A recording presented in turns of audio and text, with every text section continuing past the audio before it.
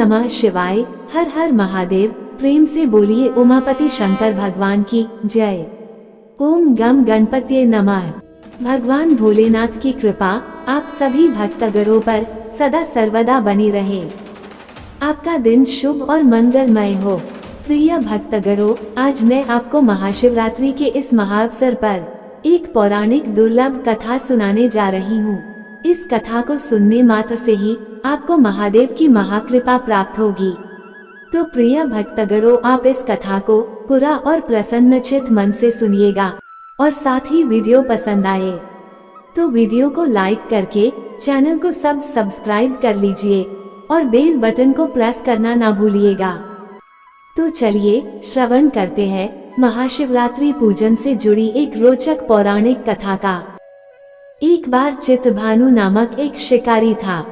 पशुओं की हत्या करके वो अपने कुटुंब को पालता था। वो एक साहूकार का ऋणी था, लेकिन ऋण समय पर न चुका सकने पर क्रोधित साहूकार ने उसको शिवमठ में बंदी बना लिया। संयोग से उस दिन शिवरात्रि थी। बंदी रहते हुए शिकारी मठ में शिव संबंधी धार्मिक बातें सुनता रहा। वहीं उसने शिवरात्रि व्रत की कथा भी सुनी। संध्या होने पर साहूकार ने उसे बुलाया और ऋण चुकाने के लिए पूछा, तो शिकारी अगले दिन सारा ऋण लौटा देने का वचन दिया। साहूकार ने उसकी बात मान ली और उसे छोड़ दिया। शिकारी जंगल में शिकार के लिए निकला, लेकिन दिन भर बंदी गृह में रहने के कारण भूख प्यास से व्याकुल था। सूर्यास्त होने पर वो एक जलाशय के समीप गया और वहाँ एक घाट के किनारे एक पेड़ पर थोड़ा सा जल पीने के लिए लेकर चढ़ गया, क्योंकि उसे पूरी उम्मीद थी कि कोई न कोई जानवर अपनी प्यास बुझाने के लिए यहाँ जरूर आएगा। वह पेड़ बेलपत्र का था और उसी पेड़ के नीचे शिवलिंग भी था, जो सूखे बेलपत्रों से ढके होने के कारण दिखाई नहीं दे रहा था। शिकारी को उसका पता न चला। भूख और प्यास से थका वो उसी मचान पर बैठ गया। मचान बनाते समय उसने जो टहनियां तोड़ी वे संयोग से शिवलिंग पर गिरी। इस प्रकार दिन भर भूखे प्यासे शिकारी का व्रत भी हो गया और शिवलिंग पर बेलपत्र भी चढ़ गए। एक पहर रात्रि बीत जाने पर एक गर्भिणी मृगी तालाब पर पानी पीने पहुंची। शिकारी ने धनुष पर तीर चढ़ाकर ज्यों ही प्रत्यंचा खींची, उसके हाथ के धक्के से कुछ पत्ते एवं जल की कुछ बूंदें नीचे बने शिवलिंग पर गिरी और अनजाने में ही शिकारी की पहले प्रहर की पूजा हो गई। मृगी बोली, मैं गर्भिणी हूँ, शीघ्र ही प्रसव करूंगी। तुम एक साथ दो जीवों की हत्या करोगे, जो ठीक नहीं है।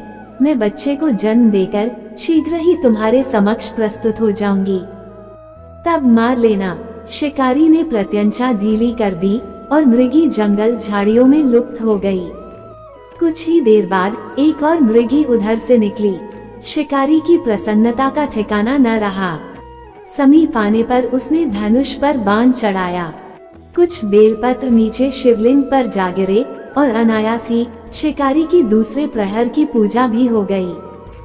तब उसे देख मृगी ने विनम्रता पूर्वक निवेदन किया कि मैं थोड़ी देर पहले ऋतु से निवृत्त हुई हूँ, कामातुर विरहिणी हूँ, अपने प्रिय की खोज में भटक रही हूँ।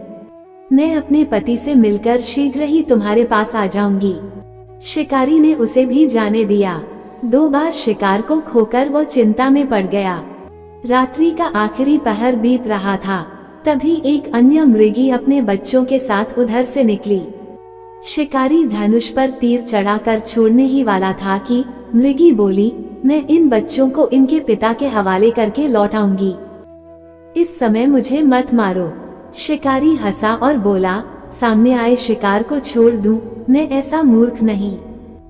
इससे पहले मैं 2 बार अपना शिकार खो चुका हूँ। मेरे बच्चे भूख प्यास से तड़प रहे होंगे। उत्तर में मृगी ने फिर कहा, जैसे तुम्हें अपने बच्चों की ममता सता रही है, ठीक वैसे ही मुझे भी इनकी फिक्र है। इसलिए सिर्फ बच्चों के नाम पर मैं थोड़ी देर के लिए जीवन दान मांग रही हूँ। मेरा विश्वास करो, मैं इन्हें इनके पिता के पास छोड़कर तुरंत लौटने की प्रतिज्ञा करती हूँ।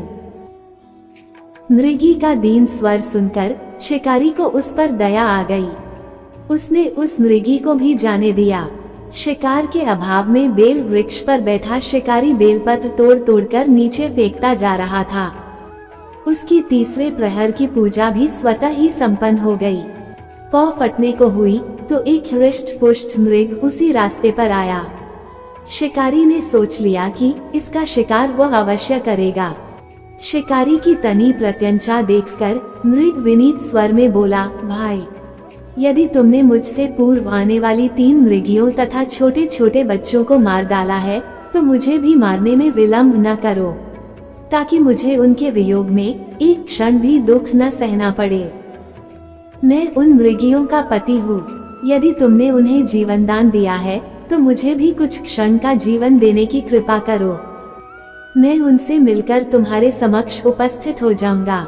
मृग की बात सुनकर शिकारी ने सारी कथा मृग को सुना दी।